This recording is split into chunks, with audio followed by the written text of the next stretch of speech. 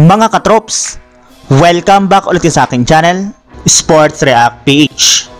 At ngayon nga ay pag-uusapan natin ang sinabi ni Coach Steve Kerr matapos ang nakakahiya nilang pagkatalo laban sa Memphis Grizzlies.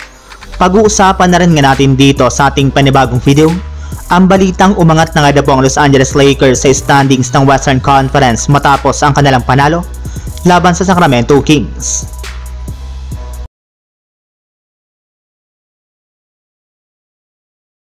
Binastos nga po mga katrops ng Memphis Grizzlies ang Golden State Warriors sa kanilang game ngayong araw matapos nga po nila itong tambakan ng halos 51 points sa score na 144-93. Kaya lubos na nga pong pinagtatawanan ngayon ng mga analyst at fans ang CSW sa social media, lalo na si Stephen Curry na nakapagtala lamang dito ng 2 points, 3 rebounds at 1 assist sa kanyang 0 out of 7 shooting sa field goal.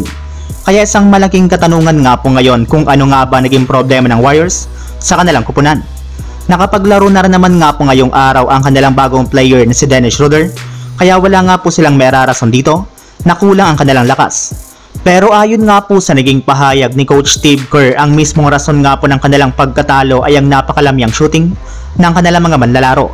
Hirap na hirap nga po sila na makapag-generate ng puntos gamit ang kanilang opensa na siyang rason bakit sila natalo ngayong araw laban sa Memphis, at bumagsak na nga po sila sa ika-10 pwesto sa standings ng Western Conference sa kanilang kasalukuyang record na 14 wins at 12 losses.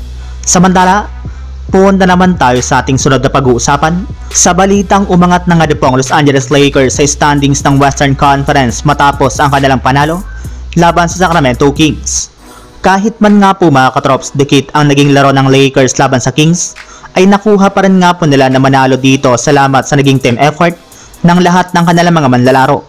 Kaya dahil nga po dyan ay na-extend na nga po nila sa wakas ang kanilang winning streak sa 2 games at nagawa na nga po nila na maiangat sa 15 wins at 12 losses ang kanilang kasalukuyang record bilang ka-top 7 sa standings ng Western Conference. At kapag nanalo pa nga po sila sa kanilang mga susunod na laban ay hindi nga po malabo na makaangat pa silang muli sa standings ng West. At kasabay nga po ng kanilang pagkapanalo ngayong araw ay mismong si Coach JJ Redick na nga po nagsabi na isa nga po ang kanilang pagkapanalo laban sa Kings sa mga pinakapaborito nga po niyang game ngayong season ng kanilang kupunan. Napakaganda nga po ng ipinakita ng lahat ng kanilang mga players pagdating sa kanilang opensa at depensa, lalo na sa mga crucial minutes ng kanilang laro na siyang rason bakit sila nanalo dito. Pinuri rin naman nga po nito ang pagiging sobrang agresibo ni Anthony Davis sa ilalim ng basket sa pagtatala nga po nito ng 21 points at 20 rebounds sa kanilang laban. Kaya kung sakali man nga po na maging consistent ang ganitong laro ng Lakers ay hindi malabo na manalo pa sila sa kanilang mga susunod na laban. So yun lang mga katrops, ang handog kong story ngayong araw. Sana nag-enjoy kayo. Please like and subscribe my YouTube channel, Sports React PH, para sa iba pang story at update patungkol sa NBA. Kita-kits muli sa ating susunod na video.